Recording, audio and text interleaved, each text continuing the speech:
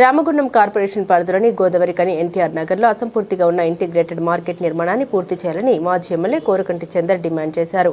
ఈ మేరకు గులాబీ పార్టీ శ్రేణులు మార్కెట్ ప్రాంతాన్ని పరిశీలించారు. 2 ఏళ్ల నుండి కాంగ్రెస్ ప్రభుత్వం నిర్లక్ష్యం చేయడం వల్ల ఎక్కడి పనులు అక్కడే నిలిచిపోయాయని ఆగ్రహం వ్యక్తం చేశారు.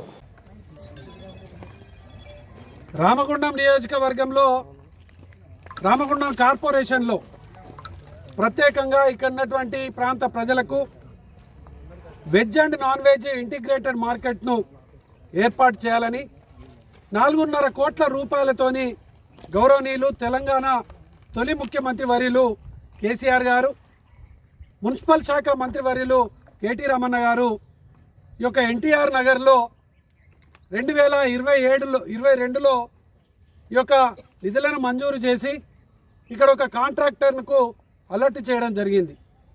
అలర్ట్ చేసిన తర్వాత పనులు ప్రారంభం చేసి 1.5 కోటి వరకు కూడా కాంట్రాక్టర్ పూర్తి చేసిండు. 2 ఏళ్ళు అవుతుంది.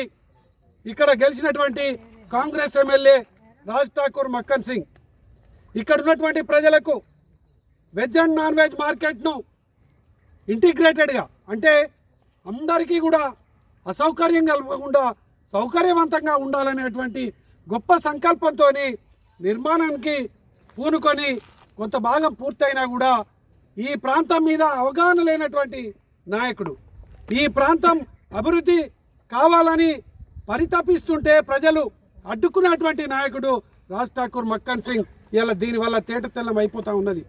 ఇక్కడి ప్రజలందరికీ కూడా ఈ యొక్క ఇంటిగ్రేటెడ్ నాన్ వెజ్ మార్కెట్తోని అందరికి కూడా సౌకర్యం ఉంటుందని ఎన్టీఆర్ నగర్లో ఉన్నటువంటి వాళ్ళు, తిలక్ నగర్, రమేష్ నగర్ ఈ పారిశ్రామిక ప్రాంతంలో ఉన్నటువంటి వాళ్ళందరికీ కూడా సౌకర్యంగా ఉంటుందని చెప్పేసి ఆశించిర్రు. తెలంగాణ ప్రభుత్వం కేసీఆర్ గారు ముఖ్యమంత్రి అయిపోయిన తర్వాత ఈ 2 ఏళ్లలో ఇప్పటి వరకు కూడా ఈ యొక్క పనులను కనీసంగా చూసినటువంటి దాఖలాలు లేవు. పక్కనే విఠల్ నగర్లో కూడా నాన్ వెజ్ మార్కెట్ను ఆనాడు సోమారు సత్యనారాయణ గారు ఎమ్మెల్యేగా ఉన్నప్పుడు దానిని కూడా పట్టించుకున్న పాపాన పోలేదు. అట్లనే ఇక్కడ పార్కింగ్ కాంప్లెక్స్ను కూడా ఇప్పటి వరకు పట్టించుకోవడం లేదు. కేసీఆర్ గారి నాయకత్వంలో, కేటీ రామన్న గారి నాయకత్వంలో TUFIDC ఫండ్ 100 కోట్ల రూపాయలను మేమే మంజూరు చేసినాం, మేమే నిధులు తెచ్చినాం. ఆ నిధులతోని ఏదైతే కమిషన్ వచ్చేటువంటి పని ప్రజలకు నష్టం కలిగించేటువంటి విధంగా ఉన్న డ్రైనేజీలను తీసేసుడు, ఉన్న లైట్లను తీసేసుడు, ఉన్న మీడియంలో ఉన్నటువంటి డివైడర్లను తొలగించడం, మళ్ళీ వాటిని నిర్మాణం చేసేటువంటి పని మీద ఇలా పూనుకున్నారు ఇక్కడ ఉన్నటువంటి పాలకులు. ఎమ్మెల్యే రాజ్ ఠాకూర్ మక్కన్ సింగ్ ఇప్పటికైనా జ్ఞానోదయం కావాలి మక్కన్ సింగ్ రాజ్ ఠాకూర్కు.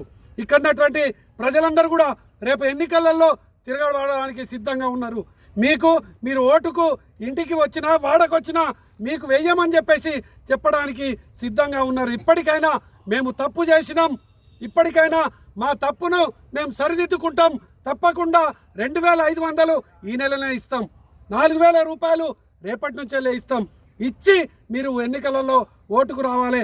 వెంటనే ఇక్కడికి వచ్చి మాది తప్పు అయిపోయింది, 2 ఏళ్లలో ఈ పనిని పూర్తి చేయలేకపోయినాం, వెంటనే ఈ పనులను ప్రారంభం చేస్తామని చెంపలేసుకొని ఇక్కడ నేలకు ముక్కును రాసి తప్పును ఒప్పుకొని రాజ్ ఠాకూర్ మక్కన్ సింగ్ పనులను మొదలు పెట్టాలని ఇలా బీఆర్ఎస్ పార్టీ డిమాండ్ చేస్తున్నది.